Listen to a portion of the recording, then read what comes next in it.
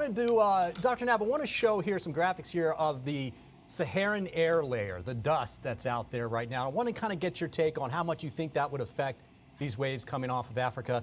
This is a look at it right now. Typically, this is thickest the first half of the season, June, and then into July, it starts to thin out a little bit.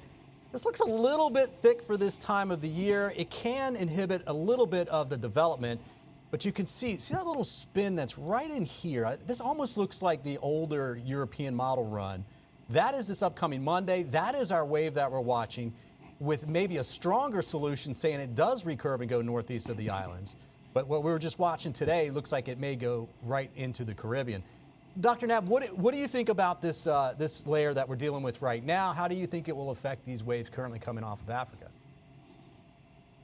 Well, I consider the Saharan dust to be kind of a symptom of what is going on in the Atlantic Basin, not necessarily the cause of activity or lack thereof, because the main things that are going on in the Atlantic, during July, you have a lot of sinking and stability and shear out there associated with the Saharan air layer, because the air is rising over Africa and North America, sinking over the oceans.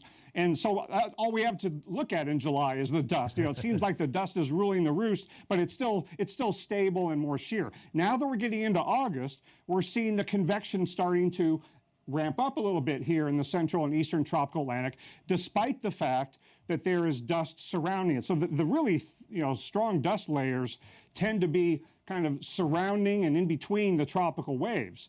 And as long as there's not a lot of strong wind shear, the Saharan dust and the stable and high shear air associated with those layers isn't going to inhibit these too much. So I think the overall increase in instability here in the eastern and central tropical Atlantic is why we've got these waves now having a better chance of development, not because the dust went away compared to July. The dust is still there, but the instability is increasing. And as far as the Caribbean goes, dust or not, that wind shear isn't going to let anything hardly develop and strengthen and go through there. So I don't think the dust is the main issue. I don't think the Saharan air layer is the main issue, except for the fact that that layer often has stability and wind shear associated with it. But there can be breaks in it. And that dust loop that you showed, you can see the model's depiction of the tropical wave is kind of absent of dust. Dust can be surrounding tropical systems, even hurricanes or major hurricanes, as long as shear doesn't let that air in.